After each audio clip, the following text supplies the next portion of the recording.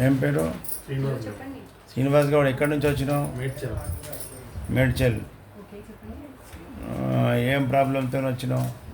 Creatine kidney problem. Kidney fail. Sir serum creatine ఎంత ఉండేనా?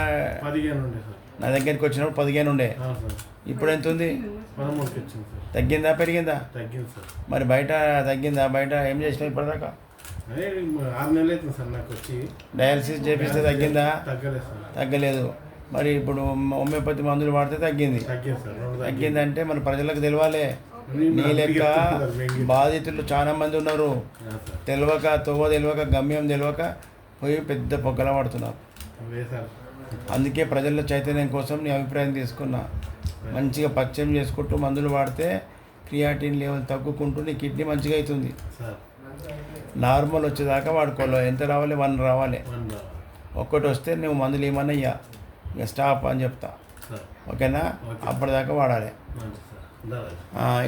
ఈయన ఏమవుతాడు? మా తమ్ముడు సార్. మీ తమ్ముడా? తమ్ముడు ముంగటి రానాయన. నీదేం problem? Kidney transplantation sir. Kidney నీది కూడా ఫెయిల్.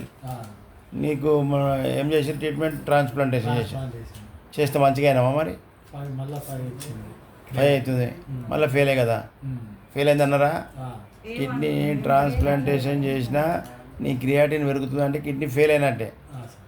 అంటే నువ్వు కొత్త కిడ్నీ పెట్టుకున్నా నీకు మంచిగా కానీ ఎన్ని లక్షలు ఖర్చు అయినాయి? 15 లక్షలు పెట్టినా మళ్ళీ బూడిదలో వచ్చినట్టే. ఇప్పుడు చూడు నీకు మందులతో తక్కువ చేస్తా. అందుకే చాలామందికి తొందరపడి కిడ్నీ ట్రాన్స్ప్లాంటేషన్ చేసుకోకూడదు అని చెప్తున్నా.